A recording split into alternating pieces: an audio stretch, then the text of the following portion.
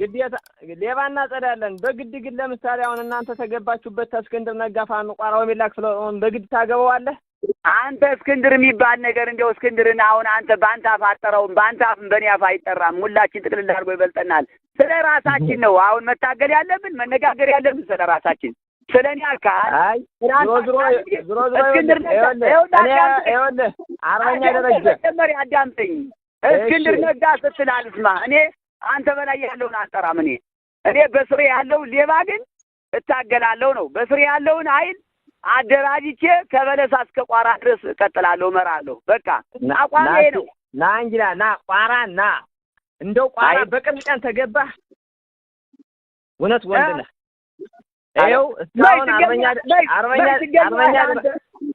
አርበኛ ደረጃ እስካሁን ተናግሬህ አላውቅም መች ትገኛለህ እስኪ አሁን ስመጣ ልታቆመኝ አይደል መች ትገኛለህ አንተ አትገኝ ወይ መንግስት ደምለሽ ትገባለህ እንግዲህ ትጠብቀኛለህ በቃ ትጠብቀኛለህ እንደው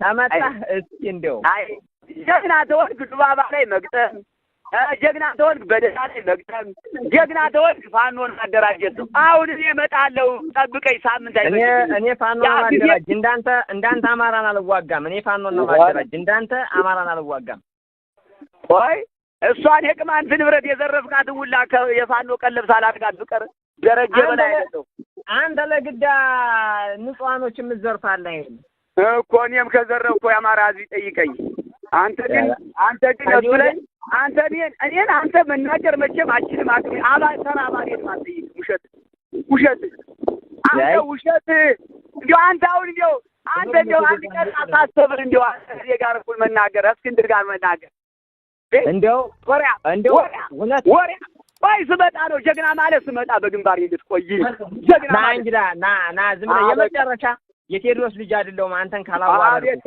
አቤት ቴድሮስ ምን አውቀው አንተ ቴድሮስ አንተን ያልተው የጎንደር ትግል ኑሮ ገደል ትከተዋለህ ችግር የለም ምን አባታውቀዋለህ የጎንደር ትግል ምን አባታውቀዋለህ አንተ የጎንደር ትግል ምን አባታውቀዋለህ ወራዳ አንተ ሌባ ወስዋሳ ሌባ የቅማንት ሌባ ደግሞ አንተ እኔ ደግሞ አንተ ራስህ አንተ አንቆራሌ ጫኝ አንተ የቅማንት የቆራሌ ጎማውን በርኮስ ጭኔ ነበር አንተ ሌባ የደንቢያ በሬ እየፈታህ አዎ እሺ ነገ ይመጣል ሌባ ቆይ ጠብቅ ጀውን ስለዚህ እንደዚህ ይፎክራል እንደዚህ ይሄዳል ይሄ ተቀርጾ ሚዲያ ላይ ይወጣል ከዛ ደረጀ ሊዋጋ ይሄዳል እነማንን እነሳሚ ባለ ድል ለማ ባንታ አፍ አይጠራም እስክንድር ጫፍ ለቆጣ አቅልሎ ይበልጠናል ብሎ ነው የሚናገር በኃይል አስገብራችኋለሁ ለእስክንድር በኃይል አስገብራችኋለሁ ነው ሳይንሱ እኔ ነኝ የምገዛችሁ ከዚህ ከበለሳ እስከ ቋራ እኔ ነኝ የምገዛው እኔ ነኝ የማስተዳድረው እኛ ደግሞ እስክንድር ያለበት ድርጅት አንገባም ነው ጎንደሮቹ እያሉ ያሉ ይሄ ሰው የጎንደሬ ነው ወይ በራሱ ምናልባት የተከዜ ማዶ ደም ይኖርበት ይሆን የቅማንትስ ንብረት የሚሰረቀው ምን ስለሆነ የሚጫነው ምን ስለሆነ እንዲህ ሆኖ ለውጊያ የሄደው ሰው መመታትስ አለ አይደለም ወይ አፄ ዮሐንስ መተማ መጡ ጦርነት ነው ተተኮሰ ተመቱ ወደቁ አፄ ዮሐንስ ሲመቱና ሲወድቁ ጦሩ ተፈታ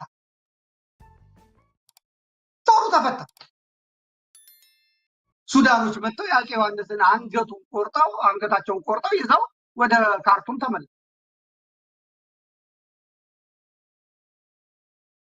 ጦርነት ነው ጦርነት ጥይት የሚተኮስበት መጣውል ጠብቀኝ እንደ ብሬን ያለበት ነው ዛሬ ደግሞ ሁሉም እስከ አፍንጫው ታጥቋል ወታደራዊ ስልጠና ሰልጥኗል የገበሬ ጦር ይዘህ ብትሄድ መፈታት መመታት መሞት አለ ቆም ብሎ ነገሮችን ግራና ቀኝ ማየት ያስፈልጋል ሁሌ ሄፕ ብሎ እኔ ጀግና ነኝ ብሎ አይሰር ደረጀ በላይ አሁን ምክር መክረዋለሁ እነጋሽ መሳፍንትን ይስማ እና አረጋን ይስማ የሚቀርቡት እነሱ ናቸው አብረው የሞቱት እነሱ ናቸው አብረው የነበሩት እነሱ እነጌታ አስራዳ አይደሉም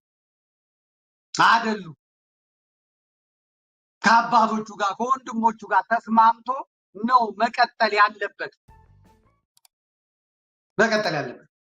እነዛማ እኮ አይተው እንዲህ ሲሆን እኮ እንደዚህ መስሎን ነበረ ብለው እኮ በግልጽ ተናግረው ወጥተዋል።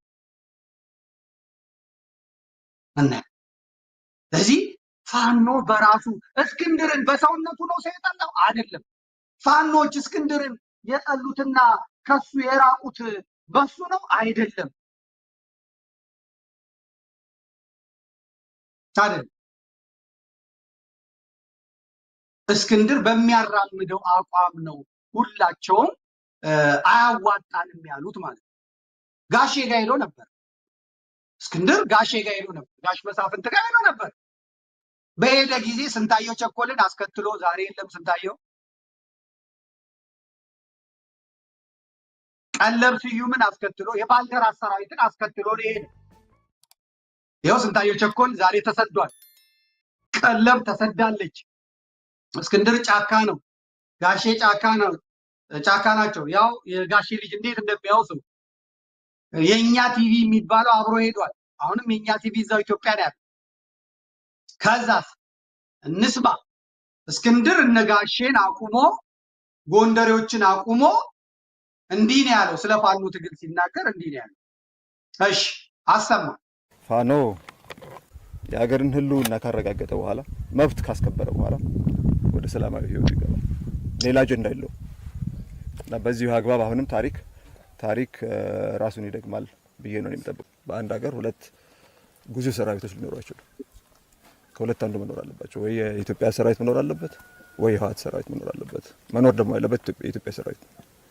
ስለዚህ የምናተኩረው እንደ ሀገር እንደ ህዝብ መጀመሪያ ይህ ሀገራዊ ተልእኮን ከዳር ማድረስ ነው። ፖለቲካው ከዛ በኋላ ይደርሳል። መጀመሪያ ኢትዮጵያን ማረጋገጥ አለብን፣ ሁሉና ማስጠበቅ አለብን። ከዛ በኋላ ቀሪ የዲሞክራሲ ጥያቄ አለ። ታለቅ ፋኖ ይሞታል፣ ፋኖ ይደማል፣ ፋኖ ይቆስላል። ከዛ በኋላ ያሸንፋል። ካሸነፈ በኋላ ወደ ንግዱ ወደ ምኑ ይመለሳል።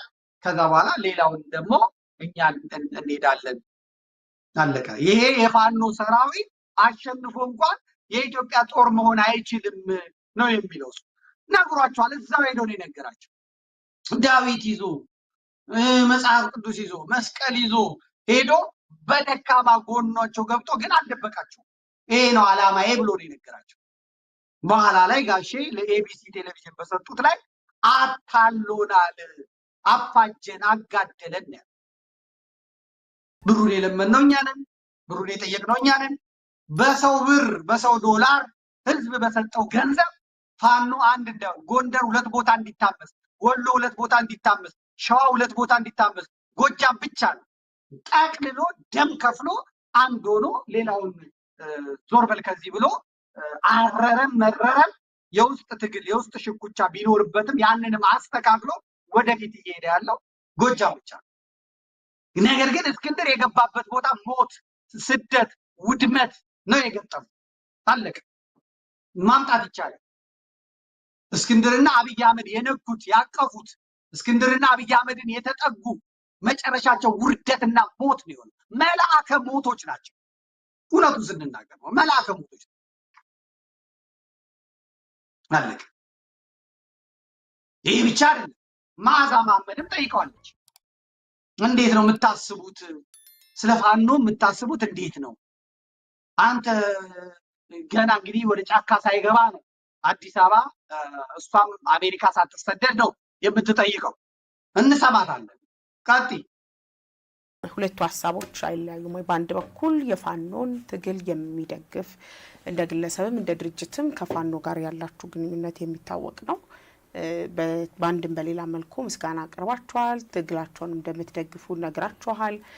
በዚህ በኩል ደግሞ ፍጹም ሰላማዊ ጠጠር የማይወረውር የትግል አደረጃጀት ነው የሚያስፈልገው ወይ እንደዛ ለዛ ነው አድቮኬት የምናደርገው ያላችሁ ወይስ ደግሞ እንደየሁኔታው ይቀያየራል ሐሳባችሁ? ምናልባት እንዳስፈላጊነቱ የትጥቅ ትግል የሚያስፈልጋል ብላችሁ የምታምኑት? አይደለም፣ ፈጽሞ አይደለም። አሁን ቅድም ባስቀምጥኩልሽ አግባብ ነው። ሀገራችን ውስጥ ሶስቱ ትላልቅ ጉዳዮች ምንድናቸው ብለን የአንድነቱ የጭፍጨፋና ዲሞክራሲ ብለናል። የፋኖ ሬሌቫንስ ሁለቱ ላይ ነው። ፋኖ ያስፈልገናል። ፋኖ በዚህ አንድነቱ ህወሓትን ሰራዊት ለመበተን ያስፈልገናል። ጭፍጨፋውን ለማስቆም ፋኖ ያስፈልገናል። እዛ ላይ ያከትማል። እነሱን ሁለት ጥያቄዎች ከመለስም በኋላ ግን ፋኖ ከዚህ በፊት ሲያደርግ እንደነበረው በታሪክ ሲያደርግ እንደነበረው አሁን ሀገር ስለተረጋጋች ማለት ነው ወደ የቤቱ ይመለሳል ማለት ነው። ወደ የቤቱ ይመለስና የዲሞክራሲውን ጥያቄ በምን እናስኬደዋለን ማለት ነው? በዚህ በፖለቲካ እናስኬደዋለን ማለት ነው። እንደኛ አይነት ፍጹም ሰላማዊ የሆነ የፖለቲካ ተቋም የፖለቲካ ድርጅት የሲቪክ ተቋማት ህዝባዊ አደረጃጀቶች የወጣቶች የሴቶች የሙያ ማህበራት ያን ትግል ሰላማዊ ትግል ከዳር ያደርሱታል ማለት ነው። ስለዚህ የትኛው ላይ ነው ከሶስቱ የትኛው ላይ ነው የፋኖ አስፈላጊነት? ሁለቱ ላይ ነው። ሁለቱን ግቦች ያለ ፋኖ ማድረግ አንችልም። ያለ ፋኖ መንፈስ ያይበገሬነት ህዝባዊነት ያለ ደሞዝ ለሀገር መውደቅ የምንለው ከህዝብ ወገን ይሄ በጣም ወሳኝ ነው ሁለቱን ችግሮች ለመፍታትና ከዛ አኳያ ነው እኛ ፋኖ የምንደግፈው። አለቀ። ፋኖን ለምን እንደሚፈልገው ግልጽ ነው። የደበቀው ነገር የለም፣ የሸፈነው ነገር ለአሃዱ ቴሌቪዥን ይመስለኛል ተመሳሳይ ቃል ተነግሯል። ምስክር በሶስት ይጸናል እንዲሉ ሶስተኛውን ሰምተን ይመጣል። ምስክር በሶስት ስለሚጸና ማለት ፋኖን ስለ ቃሉ በጣም ይቅርታ እንደ የሆነ ነገር ተጠቅሞ ለመጣል ነው የሚፈልግ። ፋኖ ውስጥ ኢንጂነሮች አሉ፣ ፖለቲካ ሰዎች አሉ፣ የምሁራን አሉ፣ ጠንቅቀው ሁሉን ነገር ያዙ ሰዎች። እነዚህ ፖለቲካውን ማስቀጠል አይችሉም። በቃ ለሁለት ነገር ያስፈልጉናል፣ ለመሞትና ለመታገል በደሞዝ ደም ለማፍሰስ ደማቸው ለመፍሰስ ያስፈልጉናል። ከዛ በኋላ ተመለስ ቀጥል ነው እንሰማዋለን። ሶስተኛውን እንሰማዋለን ዋነኛው። ስለዚህ ፋኖ አሁን ባለው አደረጃጀት አሁን ባለው ራዕይ የአማራ አይደለም፣ በአማራ ላይ ግን ያለ ነው። አማራ ላይ ቤዝድ የሆነ ነው። በታሪካዊ አመጣጡን ደግሞ ስንመለከት የአማራ የሚለው እንደ ፖለቲካ እሴት ከመውጣቱ በፊት ፋኖነት ከኢትዮጵያ ጋር ይኖረ እኮ እሴት ነው። በትግራይ እኮ ፋኖ ነበር እኮ፣ በኦሮሚያ ተናጋሪ አካባቢዎች እኮ እዚህ በሸዋ እኮ ፋኖነት ነበር እኮ፣ በወሎ ውስጥም እንደዛ፣ አገው እኮ ፋኖ አለው፣ ቅማንት እኮ ፋኖ አለው። እና የፋኖ ሁሉ ጊዜ ከኢትዮጵያ ታሪክ ጋር አብሮ የኖረ መሆኑን መዘንጋት የለብንም። አሁን የተፈጠረ ነገር አይደለም። ቃሉ መዝገበ ቃላትን እኮ አገላብጠን ማየት እንችላለን።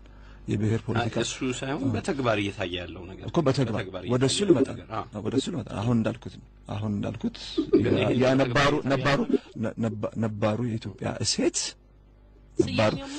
ነባሩ የኢትዮጵያ እሴት በአማራ ላይ ቀጥሏል፣ በአማራ ክልል ላይ ቀጥሏል። ይሄ ግን የፋኖን የአማራ ህዝብ የፋኖነትን ባለቤት አያደርገውም ለማለት ነው። የሁላችንም የጋራ እሴት ነው። በሌላ ቦታ ተዳክሟል፣ ተዳክሟል። በሌላ ቦታ አልተከሰተም፣ አልተከሰተም። ግን በአማራ ላይ ብቻ መቀጠሉ የአማራ አያደርግም።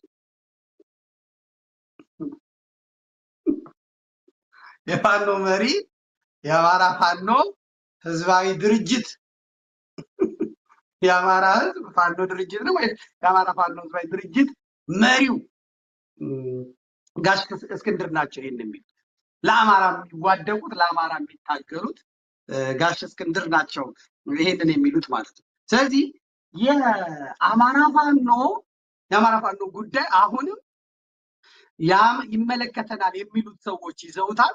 መጀመሪያ ራሳችንን ነው የምናድነው የሚሉት ይዘውታል። እነ እስክንድር ቡድን ደግሞ አይደለም ኢትዮጵያን ነው የምናድነው ብለዋል።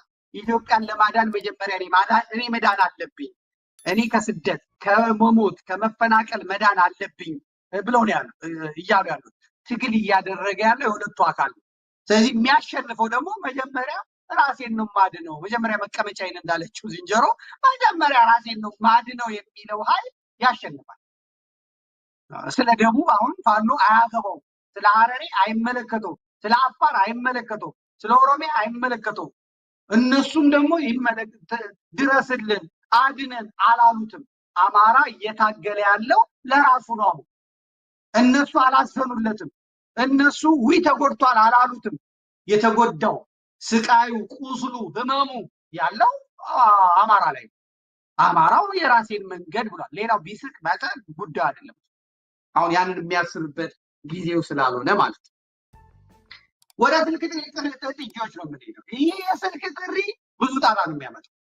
የፋኖ ትግል ገንዘብ ነው። ገንዘብ ካለ በታትነዋለሁ ነው የሚለው ሰለሞን አጠና እኮ ነው የሚለው።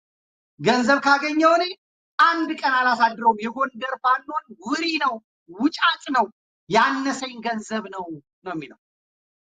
የፋኖ ትግል በገንዘብ የሚበተን ከሆነ እንደ ሰለሞን አጠናው የእስክንድር ገንዘብ የእስክንድር ዶላር የሚበትነው ከሆነ ትላንት ነበር የሚበተነው፣ አልፏል። የለም አሁን ንብረቱ ወድሟል፣ ሀብቱ ወድሟል፣ ተባሯል። በመኖርና ባለመኖር መካከል ላይ ያለው ኑሮ አያጓጓውም፣ ህይወት አያጓጓውም። የመረረው ህዝብ ነው። ሰለሞንን ሰምተን እንምጣ። ማን ነው ይሄንንስ የበተነው? ገንዘብ ጣልቃ ሲገባ የምንሰማው ይሄንን ነው። እንሰማዋለን። እስክንድር ለሰለሞን ይደውል። የፋይናንስ ችግሩ አሁን አዋዛው ነው ያለው። የፋይናንስ ችግሩ አሁንም ታላቁ መፈታት አለበት ብዬ አስባለሁ። በቃ በፍጥነት ዶክተር አምሳሎንም ጧት ነግሬዋለሁ። ምናልባትም የተያዘው ገንዘብ ላይ እናንተ ትክክለኛውን ክትትል እያደረጋችሁ ስላልሆነ ነው ያልተለቀቀው የሚል ነገር ሁሉ ብየዋለሁ። በቃ ሰው መድበህ አንተ ይሄን ክትትል አድርገህ ቶሎ እንዲለቀቅ አድርግ። በዚህ ቀን ተብሏል፣ በዚህ ቀን ተብሏል የሚለው እሱ ምንም አይሰራም። ቀጥሎ ወደ ሌላ ገንዘብ ስብሰባ ግቡ፣ ሌላ አማራጭም ካለ እንትን በሉ ነው ያልነው። አሁን በቀደም አወራን፣ ስለ ቁስለኛ አወራን። በጣም አዘንኩ፣ እኔም በጣም አዘንኩ ማለት ምን አለ እሱ። ለሱ እኮ ተነጋግረናል። ለሱ ምን ያደርጋል አሁን? የሆነ ነገር ልክ ያለው አለ። ምንድን ነው የሚሆነው? ምን እናደርገዋለን? በሱ ተነጋግረናል። ቁስለኞቹን ለብቻ እንድናየው ተነጋግረናል። ቁስለኞቹን ለብቻ እንዲታይ፣ ያኛው ደግሞ ለብቻው እንዲታይ ተነጋግረናል። እንግዲህ ምን እንዳደረገ ዝርዝሩን አልነገረኝም። ለምን ምንድን ያደረኩት ከኢያሱ ጋር አገናኝቼ ከኢያሱ ጋር እንዲጨርሱት የተነጋገርነው። ያው ኢያሱም የሆነ ቀመር ሰርቶ የሆነ ነገር ብሎታል። በዛ ልክ አይደለም እንትኑ ኦልሬዲ። ዋናው ግን ታላቁ ነው አንተ ትኩረት እንድትሰጠው የምፈልገው። አሁንም የውጭ ወዳጆችም የተለያዩ ሰዎችም ካሉ ትኩረት አድርገህ ፋይናንስ ማስተካከል ከቻልክ እውነት ለመናገር ይሄን ሁሉ ብትንትኑን እንደምናወጣው ነው የምነግርህ። ብትንትኑን ማለት ነው። እውነት ነው። ብትንትኑን እናወጣዋለን። እንደኛ በነገራችን ላይ ያለ ፋይናንስ ትግል ሊኖር አይችልም። ይሄ በእኛ ብቻ አይደለም፣ በእኛ ብቻ የዓለም ህግ ነው። የዓለም ህግ እንኳን አይደለም ትግል በነገራችን ላይ መንግስት ማለት ነው፣ የመንግስት ስራ ማለት ነው። መንግስት ስራ ያለ ገንዘብ ይሆናል፣ ያለ ፋይናንስ ይሆናል። መንግስት የሚቆመው እኮ ፋይናንስ ካለ ነው። ማንኛቸውም ነገር በፋይናንስ ነው የቆመው። ይሄ የሰው ልጅ ታሪክ መስራት ከጀመረበት ጊዜ አንስቶ ያለ እውነት ነው። ፋይናንስ እሱ ነው። እኔ እሱ ላይ አንተ ትግል ማድረግ አንችልም። ፋይናንስ ትግል ማድረግ አንችልም። እሱ ምንድነው አንተ የምትለውም እኮ በመቶ ተቀብዬ ምናልባት ከዛም በላይ ተቀብዬ እንግዲህ በተለያየ መንገድ እየተፈተንን ነው። በተለያየ መንገድ እየተፈተንን ነው። አዋዛው ነው።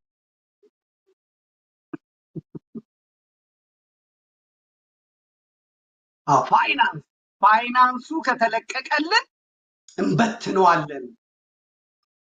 እንደጋ አይፈጅብንም። አያችሁ፣ እንዲህ አይነት የፋኖ ሐሳብ፣ እንዲህ አይነት የፋኖ አስተሳሰብ ነው ጎንደር የገባው። ከደረጀ ጋር እየተቀመጠው ይሄ ነው። ገንዘብ ካገኘ አፈር ከድሜ እንደሚያበላ ብትንትኑ እንደሚያወጣ እንኳን ከእስክንድር አይደለም መንግስቱ ፋይናንስ ከመደበላቸው ገንዘብ እንዲደርሳቸው ካደረገ ለመበታተን ዝግጁ ናቸው ማለት። ትግል ውስጥ ነጋዴ ሲገባ፣ ትግል ውስጥ ሌባ ሲገባ፣ ትግል ውስጥ የትግሉ ዓላማ ያልገባው ሰው ሲገባ ይሄ አውቃለሁ። የሸዋ የነ መከታው ቡድን በሳምንት 35,000 ዶላር ይላክለት ነበር። ጠብ ያለ ነገር የለም። የነ ደሳለኝ ቡድን ምንም የለውም ነበረ። አፈር በልተው አፈር ልሰው ገንዘባችሁን ይዛችሁ ጥፉ ብለው ገንዘብ እንርዳችሁ ያላቸውን እንኳን ጥፉ አፈር ልሰን እንነሳለን ብለው ነው የተነሱት። እነ ፍቅሩ ላስታ ላሊበላ ያሉት 0.5 ሳንቲም የለም። አፈር ልሰው አፈር ጤና ለብሰው ነው የተነሱት። ቀረጥ እንኳን የሚቀርጡ የሌለባቸው የነባዬ የነማይነማ በግ የለም። ትግል ማለት እንደዚህ አፈር ቅጠል እየበሉ ሙጫ እየበሉ ቀጋ እየበሉ በለስ እየበሉ ወሎ ደርሶ የመጣ እኮ አንድ የውጭ ሀገር ተቺ ምንድነው ያለው? እንዴት ነው እንደዚህ የሁላ ከብት እያለ አርዳችሁ አትበሉም ወይ? ነፃ እናወጣለን ብለን ወተን እንዴት ነው ደግሞ ከብቱን አርደንበት የበለጠ መቀመቅ ምን ከተው እስኪሉ ድረስ ለህዝባቸው የሚያዝኑ የሚራሩ ናቸው። እነ ደረጀ ነግረውኛል። እስክንድርን የምንለው የተያዘው 1.2 ሚሊዮን ዶላር ተለቆ እስኪሰጠን ነበር። ለእኔ የሚያሉ ለእኔ ለራሴ ያሉ እስክንድርን የምንከተለው ለዛ። እሱም ደግሞ ብልጥ ነው። ያችን ብር ይዞ ይችን ፈጽሙ፣ ይችን እልክላችኋለሁ፣ ለቁስለኛ ይሄው እልክላችኋለሁ እያለ በገንዘቡ አፈር ከደች ያበላቸው። ይሄ ጎንደርን ማዋረድ ነው። አማራን ማዋረድ ነው። ወንድምን በገንዘብ መለወጥ ነው። ይሄን መቃወም ጽድቅ እንጂ ኩነኔ አያመጣም። እስክንድር መመሪያ እኮ ይሰጣል። ስሙት፣ ይህን ገንዘብ ልካለን፣ ከወሎ ይህን ያህል ሰው ይምጣልን፣ ከዛ ሸዋ ላይ እንደዚህ እናደርጋለን፣ ሸዋ ስትራቴጂክ ቦታ ስለሆነች እሷ ላይ ይሰራ ተብሏል ይላል። እንሰማዋለን። ስሙት፣ ሲናገር ስሙት። እስክንድር ራሱ ነው የሚናገር። እስክንድር ገንዘቡን ከየት አመጣው?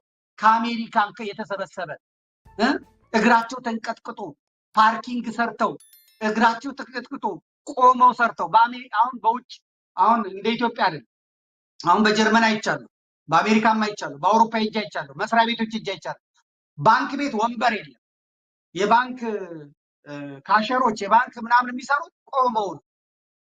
እንደዛ ተንቀጥቅጠው ያመጡትን ገንዘብ ደግሞ ለትግል ይረዳ እንደሆን ብሎ ይሰጣሉ። ያን ገንዘብ ይዞ ነው እርስ በርስ የሚያፋጇቸው። ይሄ ትክክል አይደለም። ትክክል አይደለም። የት ገዛ ደግሞ የት ገባ እንባላለን፣ የት ወረደ እንባላለን ይላሉ። ያ ገንዘብ ደግሞ ራሳቸው ደግሞ ይበሉታል። ራሳቸው ለነ ባለፈው መረጃ ቲቪ ላይ ያለው አሳይቻችኋለሁ። ትዝ ይላችሁ እንደሆነ ለነ ሀብታሙ ዶላር ሲላክ ቀጥሎ ያዘጋጅና ያሳያችኋል። ቴክኒሻሉ 60,000 70,000 ዶላር ደግሞ ይሰጣቸዋል ለፕሮፓጋንዳ ለጋዜጠኞቹ ደሞዝ ተብሎ ማለት። ዶክተሩ ፕሮፌሰሩ የሚያገኝ ያውም አንድ የማያደርግ አማራን አንድ የማያደርግ ከፋፋይ ጋዜጠኛ ተብዬ ባለበት ሀገር ይሄንን አጽንተን መቆም። እኔ አንድ ብቻዬን እበቃለሁ። እኔ ማንንም አልፈልግም። እኔ ብቻዬን እበቃለሁ። ቀጥል አጋልጥ። ይሄንንስ ማን ነው የቀዳው? ማን ነው ለነ ዋሱ መሐመድ የሰጠው? ማን ነው ለነ ጌትነት አልማው የሰጠው? ማን ነው ይሄንን ለናትናኤል የሰጠው? ማን ነው ይሄንን ለቶማስ ጃጆ የሰጠው? እንስማው።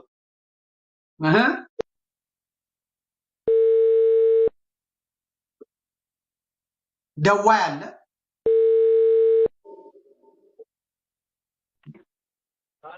ሄሎ ሄሎ ሄሎ፣ እንዴት ነህ አለቃ? ሰላም ነው? እንዴት ተሰነበትክ? ደህና እግዚአብሔር ይመስገን። እንዴት ነህ አንተ? አለሁ ይመስገን፣ ደህና ነኝ፣ ሰላም ነኝ። በጣም ስፈልግህ ነው የደወልኩልህ።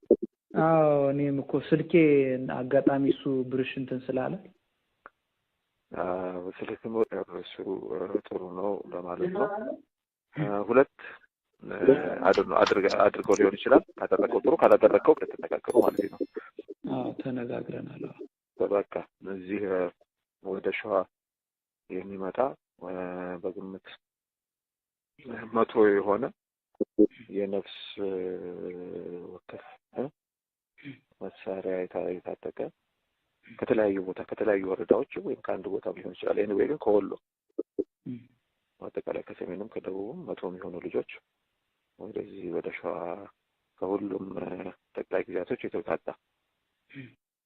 የተውጣጣ ኃይል እንዲኖር ነው፣ ብርጌድ እንዲኖር። ስለዚህ የተለያየ ከአራቱም ነው ወይስ ዝም ከአራቱም ነው? ግን አንተ እንትኑን ውሰደው፣ የዚሁን የእሱን አንተ ተወስደዋለህ። ያንኛውን ደግሞ ያኛው አዲሱ፣ እነዛ ደግሞ በጎንደር በኩል ያለውን ደግሞ የጎጃሙ አልቋል። የዚህ የጎንደሩን ደግሞ እነዛ ያው አሁን ቅድም በተባባለው መሰረት እነዛ አዲሶቹ ልጆች እንዲሰሩት ማለት ነው። ኦኬ፣ አፋጣኝ እንዲሰራ ማለት ነው። እሱን ዛሬ እንትን እንለዋለሁ። መጀመሪያውን ቢሆን በዛ እንትን ነበር አይደለም? በዚህ ተነጋግረናል። እስኪ ዛሬ ደውለትና ያለውን ነገር ይሄን አሁን ያልከኝን ጨምሬ እንትን እንዲል ማለት ነው። እሱም መምጣት ባይችል ለጊዜው እንዲል ለማናቸውም ጀሌ ግን አያስፈልግም። አሁን ጀሌ ሳይሆን ያላቸው ማለት ነው ያላቸው እና ወደዚህ እዚህ ላይ ለምን በጣም ብዙ ጥያቄ ስላለ ማለት ነው። ከዚህ ከሶስቱ ከጎጃሙ ከጎንደሩም ከወሎም ከፍተኛ ጥያቄ አለ። እዚህ ከመልከ ምድር አቀማመጥ አኳያ ሸዋ ላይ ነው የሚል ስሜት ስላለ ጠንካራ ስሜት ስላለ በየቦታው ለዛ በር ለመክፈት ማለት ነው። ሁሉም ቦታ ላይ እንደዚህ አይነት ይኖራል። ለጊዜው ግን በዚህ እንጀምር ነው። የሂደት ጉዳይ ነው የሚሆነው። መጀመሪያ እዚህ ይተግበርና ከዛ በኋላ ደግሞ ወደ ሌሎቹ ደግሞ እንደዚሁ ከዚህ ደግሞ ይሄዳል። ከዚህ ደግሞ እንደዚሁ ከሸዋ ወደ ወሎ፣ ከወሎ ከሸዋ ወደ ጎንደር፣ ከሸዋ ወደ ጎጃም ይሄዳል ማለት ነው። ስለዚህ በዚህ ልክ አነጋግራቸውና ግን ፍጥነት ያስፈልገዋል። በየራሳቸው እንትን ሊሄድ ይችላሉ። ከየአራቱም ነው 100 ከአራቱም ነው ወይስ ከእያንዳንዱ? ከአራቱም ነው ከአራቱ ለምሳሌ ከጎጃም 100 ከዚህ 100 እንደዛ ነው። ከጎጃም 100 ከጎንደር 100 ከእንትን 100 ማለት ነው። ያ መነሻ እንድትሆን ማለት ነው። አሁን በትንሹ እንዲነካ ማለት ነው። ከወሎ 100 ይሆናል፣ ከዚህ ከሸዋ ደግሞ 100 ይሆናል። ስለዚህ እነዚህ 400 አንድ ላይ ተሰባጥረው ይሰባጠራሉ። ተሰባጥረው አንድ እንትን ይሆናሉ ማለት ነው። አንድ ሀይል ይሆናሉ ማለት ነው። እንደዛ እንዲሆን ለጊዜው ታሰበው እንዳልኩ በሂደት ይሄንን ከተገበር በኋላ ደግሞ በሌሎችም ላይ እንሰራለን። እንደዛው በጣም ጥሩ። በሌሎችም በሁሉም ላይ ይሄንን እንሰራለን። በጎንደርም በጎጃም እንደዚሁ ይሰራል ማለት ነው። በጣም ጥሩ። በየቦታው የተሰባጠረ ሀይል ይኖራል ማለት ነው። ጠቅላይ ሚኒስትሮቹ የተሰባጠረ ሀይል ይኖራል ማለት ነው። እሱ ቀስ እያለ ያድጋል ማለት ነው። እሺ ጥሩ፣ በጣም ጥሩ። በዝርዝር አስረዳቸው። ይሄ በጣም ወሳኝ ነገር ነው እና ደግሞ በአጭር ጊዜ ደግሞ ይሄ አሁን የመካከለኛ ወይም የሩቅ ጊዜ ግብ አይደለም፣ የአጭር ጊዜ ግብ ነው። የአጭር ጊዜ ግብ ስለሆነ በፍጥነት የሚጠናቀቅ በፍጥነት ነው። በቃ እዚህ ለመቀበል ሁሉ ነገር አልቋል። የሚቀበል መቀበሉ ችግር ስለሌለው መጥተው በቀጥታ ይላሉ ማለት ነው። እሺ የእሱን ይሄን የሆነ እንትን ይሄን አርጉና መውጣት እችላለሁ ምናምን ብሎ ዛሬ ነግሮናልና ምን አልከኝ? ይቅርታ አልተሰማኝም። የጳውሎስ ማለት ነው። የምን የጳውሎስ አሁን ያለ ምንድን ነው መሰለ እዛው የገባው ልጅ ማለት ነው። አሁን አዲስ አበባ ያለው 6 ተከፍሎ መውጣት ይቻላል ምናምን ብሏልና 600 ሺህ ማለት ነው። ይሄ አሁን በሱ ኬዝ ውስጥ ይሄ ነገር ፈጽሞ ሊታሰብ የሚችል ነገር ነው። ውስጥ ስለማውቀው ማለት ነው። ይሄ ዝም ብሎ እኔ 11 ዓመት ተኩል ነው በዚህ ሲስተም ውስጥ ያለፍኩት ማለት ነው። በተለይ ደግሞ አሁን ነው ማለት ደግሞ ሊሆን አይችልም። በተለይ ደግሞ ወሱ ጉዳይ ይሄ ልጅ እኮ ዝም ብሎ ያጋጣሚ እኮ አይደለም፣ አፈሳ እኮ አይደለም፣ በአፈሳ አይደለም እኮ የገባው መረጃ ማለት ያው ኮንክሪት በሆነ ፒክ ነው ያደረጉት። ፒክ ነው ያደረጉት። ታዲያ ምን እንደዚህ እና ይሄ ዝም ብሎ እንትን ለማለት ዝም ብሎ አጉል ተስፋ ነው ለማለት ስላለፍኩበት ነው። ይሄ ነገር እኔ ስላለፍኩበት የ11 ዓመት ተኩል ልምድ ስላለኝ ማለት ነው። በጣም ብዙ ጊዜ ስወጣ ስገባ ስለኖርኩ የስጋ ይሄ ነገር ሊሰራ እንደሚችል የስጋ ላይ ሊሰራ እንደማይችል ግልጽ ነው። የእሱ ደግሞ እንደው በመርፌ ቀዳዳ አይደለችም፣ ከመርፌ ቀዳዳም ልታንስ እንትን የለውም፣ ፖሲቢሊቲ የለውም። ስለዚህ እሱ ያው እንትን ነው ፖለቲካውን ያስገባው፣ ፖለቲካው ነው የሚለቀው ማለት ነው። እና ይሄን ድሮፕ አድርገው በለው አይሆንም፣ የሚሆን ነገር አይደለም። ግን ዞሮ ከዛ በፊት የሚሆን ነገር አይደለም፣ አታስቡት ይበላችሁ። እሺ ለምን ይሄ ዝም ብሎ ጨዋታ ነው። እሺ እስኪ አሁን እንበለውና እሺ ነው እዛ ደረጃ ይታይ ያለውን ነገር እኔም ላጣራና እነግርሃለሁ። በቃ እንዳልኩ ነው። ይሄን ነገር ተግባራዊ የሚያደርጉ ከሆነ ችግር የለውም። እሺ አለቃ። ስለዚህ በዚህ መንገድ ደውላለሁ፣ አንዳንድ ነገሮች ጠይቃለሁ። አሁን ያ ባልከኝ ዙሪያ በዚህ በ300 ምናምን ያልከኝ ወደ እሱ የሚመጡት አካባቢ እነሱ ጋር አውርቼ ያለውን ነገር ደግሞ ለአንተ አፕዴት አደርግሃለሁ። እሺ በቃ እዚህ ላይ ስራት አንተ ተጠንቀቅ ከማናቸው። እሺ አደራ ነው ማለት ይሄም ነገርን ደግሞ ከልምድ ነው ማለት